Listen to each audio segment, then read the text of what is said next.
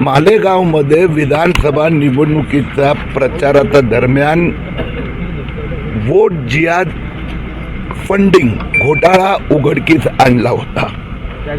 आता तो घोटाळ्यात हे बाहेर आलं की 2200 कोटी रुपये सिराज मोहम्मद आणि मोहम्मद बगाड यांच्या खात्यात आले आणि त्यातनं 379 कोटी रुपया अशा प्रकारच्या प्रवृत्तीसाठी म्हणजे फंडामेंटलिस्टिक मुस्लिम संस्था, टेरर रिलेटेड संस्था, वोट जिहाद या कामासाठी वापरण्यात आला आणि त्यातला काही पैसा बांगलादेशी आणि रोहिंग्यांना आता जन्माचा दाखलासाठी असं तपासात बाहेर आलं।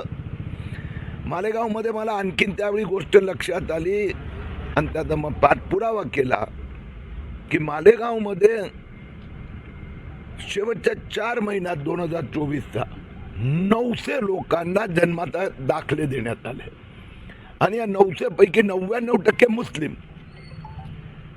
त्याची मग चीरपाड केल्यावर लक्षात आलं की खूप मोठं षडयंत्र आहे।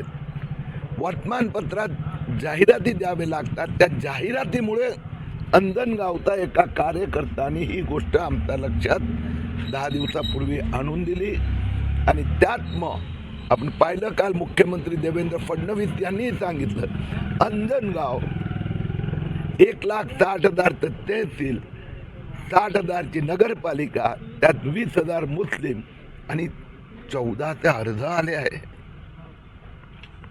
याची आता चीरफाड होणार।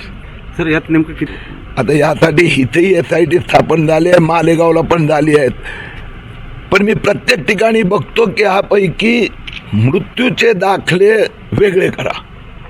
घरी ज्यांचा मृत्यू झाली ह्यातच पण जन्माचे दाखले ते अर्ध बघितले तर 98% बांगलादेशी रोहिंग्या मुस्लिम आहे।